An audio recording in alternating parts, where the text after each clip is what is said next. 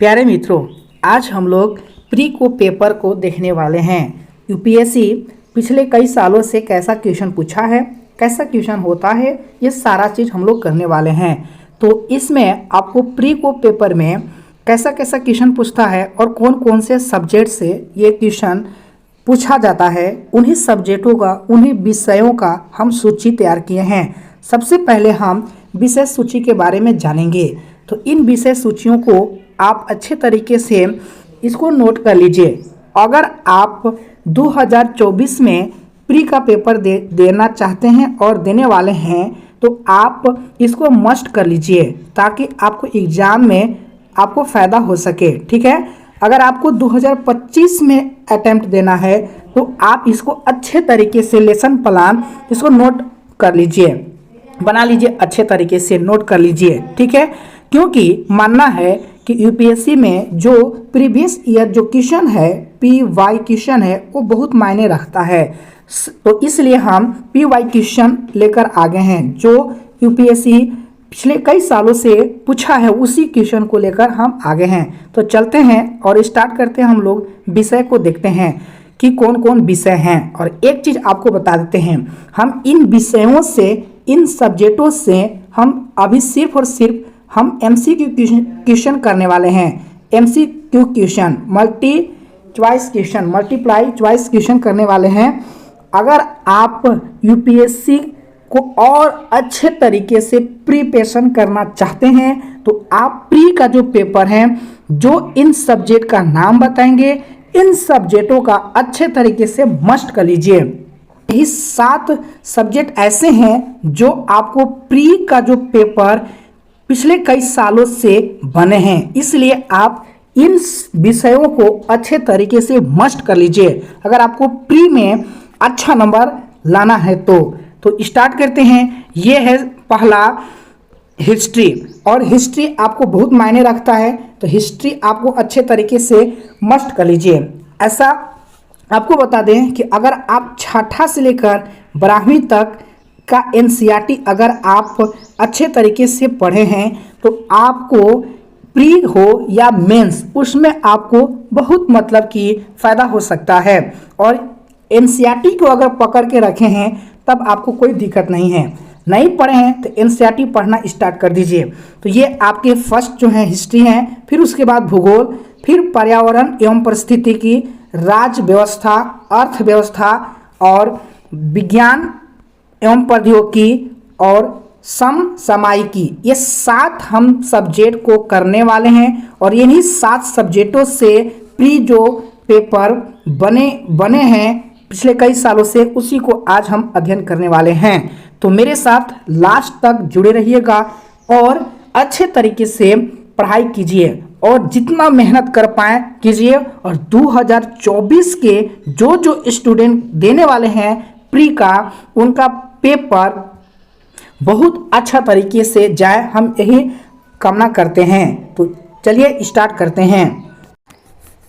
चलिए स्टार्ट करते हैं हिस्ट्री से, और हिस्ट्री से स्टार्ट करते हैं 2013 से लेकर 2022 तक। ठीक, जो कुछ हिस्ट्री में आपको पूछा गया है ये सारा चीज़ हम लोग देखने वाले हैं। और कैसे पढ़ना है तो आपको मैं तरीका बताता हूँ। देखिए, क्वेश्चन तो आपको इस प्रकार से होंगे। ठीक, क्वेश्चन इस तरह से होगा, उसका नीचे कथन दिए रहेंगे और कथन को आपको रीड करना है। और रीड करने के बाद आपके नीचे ऑप्शन होंगे, 4 ऑप्शन, और इसी 4 ऑप्शन में आपको राइट आंसर को टिक करना है।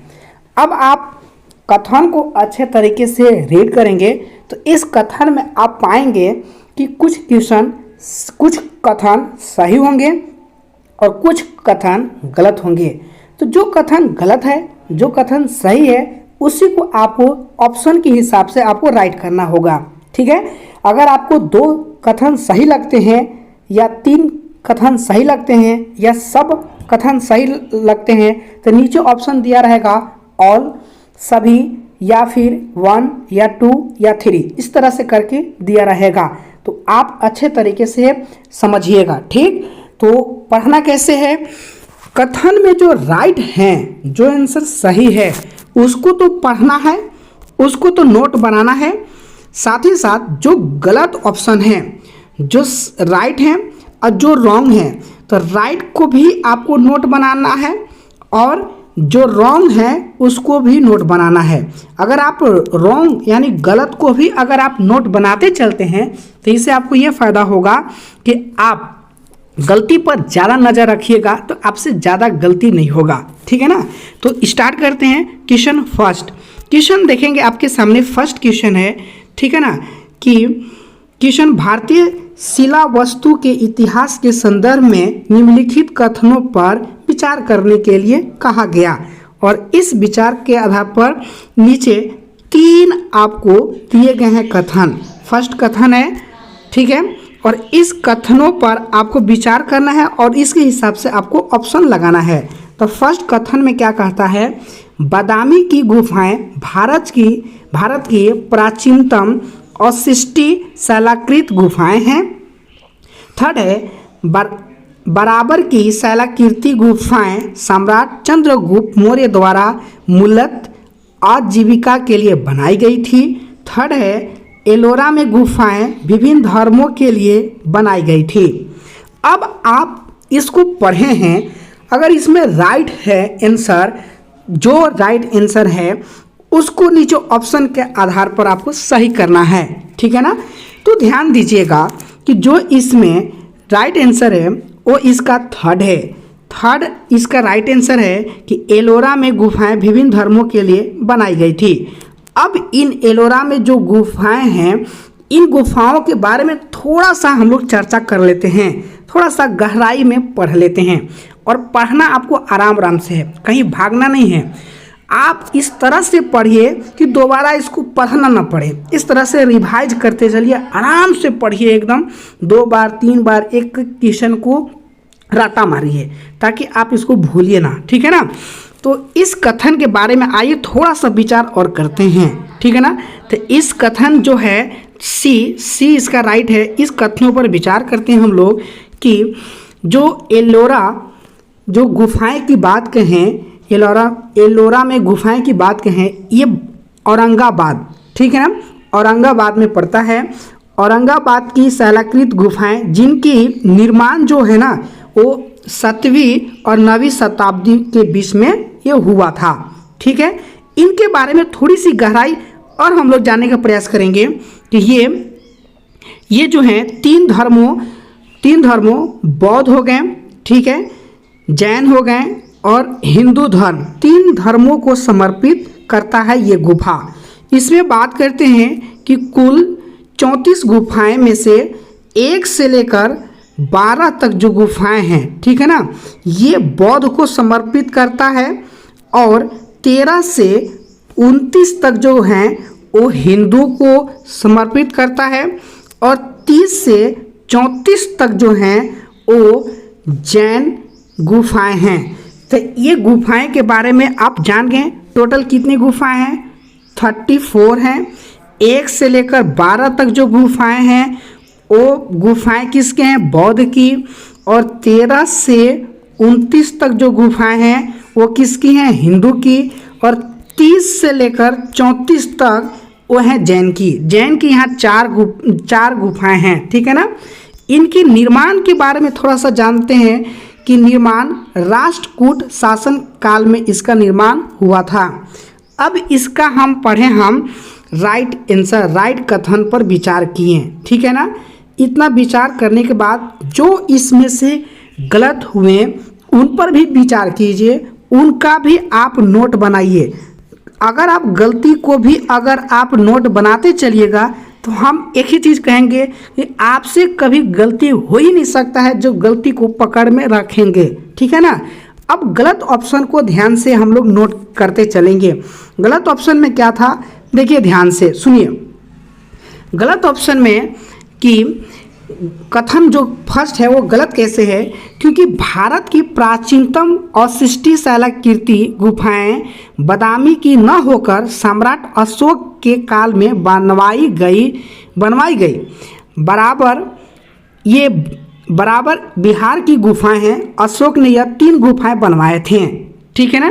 3 गुफाएं बनवाए थे, कर्ण, चौपार, सुदामा तथा विश्वकर्मा।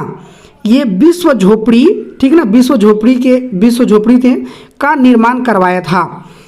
3 कर्ण चौपार, सुदामा तथा विश्वकर्मा। अशोक के पौत्र दशरथ, मतलब पौत्र समझते हैं, अशोक के पौत्र दशरथ ने भी बराबर की पहाड़ियों में लोमस ऋषि की गुफा का निर्माण करवाया था। ठीक है ना। ये वाला कथन आप ऊपर पढ़िएंगे बच्चों इसको, तो इस कथन को वहाँ पे आपको इसके में थोड़ा सा उल्टा करके दिया गया था, और यहाँ पे आपको उसी को गलती को आपको यहाँ पे सीधा सुधार करते हुए जो राइट है, जो सही है, उसको आपको करते चले जाना है। ठीक है ना। उसके बाद आप नीचे इसके नोट पॉइंट में जानेंगे कि ये जो काबर की गुफाएं आजीविका संप्रदाय को समर्पित है, लेकिन इनका निर्माण चंद्रगुप्त मौर्य ने नहीं बल्कि अशोक तथा दशरथ ने करवाया था। अब यहाँ पे आप जान चुके हैं कि इसकी राइट क्या है। ठीक है ना। और ये कौन करवाया था, तो ये अशोक और दशरथ ने करवाया था। और ऑप्शन में आपका क्या था, वहाँ पे आपके जो था चंद्रगुप्त मौर्य ने, जो कि ये बिल्कुल क्या था, ये गलत था। इसलिए गलती को इस तरह से नोट आप तैयार करते चले जाएं। ठीक है ना। चलिए आगे बढ़ते हैं बादामी गुफा के बारे में। तो देखिए बादामी गुफा के बारे में आप ध्यान से सुनेंगे, ठीक है ना, कि ये बादामी गुफा कर्नाटक में, ठीक ना, है। बात करते हैं कि हिंदू धर्म और जैन धर्म पर आधारित 4 गुफा मंदिर हैं, 4 गुफाएं, 3 हिंदू के लिए हैं और 1 जो है जैन के लिए है। टोटल बादामी गुफाएं में जो है वो 4 मंदिर स्थित हैं। और इसके बारे में जानिए बादामी गुफाएं के बारे में, ठीक है ना, कि यह एक रॉक काट वास्तुकला है जो पुरानी कन्नड़ भाषा में लिखे एक शिलालेख के अनुसार ये रॉक गुफा मंदिर 6वीं शताब्दी के हैं। बहुत पुराना ये मंदिर है। फिर आगे इसको पढ़ते हैं कि गुफा एक 4 गुफाओं में सबसे पुरानी है। गुफा की छत पर नटराज के रूप में भगवान शिव के चित्र भी मौजूद है। गुफा 2 की बात करते हैं तो गुफा जो 2 है ये भगवान विष्णु और उनके कई अवतारों को समर्पित किया गया है। ठीक है। और जो गुफाएं 3 है ये ब्राह्मणवादी रूपों से प्रेरित है और इस प्रकार इसमें विष्णु के कई अवतारों जैसे वासुदेव, भूराव, हरिहर और नरसिम्हा की विशाल आकृतियां इसमें मौजूद हैं। और गुफा 4 की बात करते हैं तो जैन विचारधारा पर आधारित है और इसमें भगवान महावीर की विशाल छवि है। ठीक है। ये जो आपके जो ऑप्शन, जो गलती ऑप्शन जो थे, इसको इस तरह से आप नोट तैयार कर लें। ठीक है।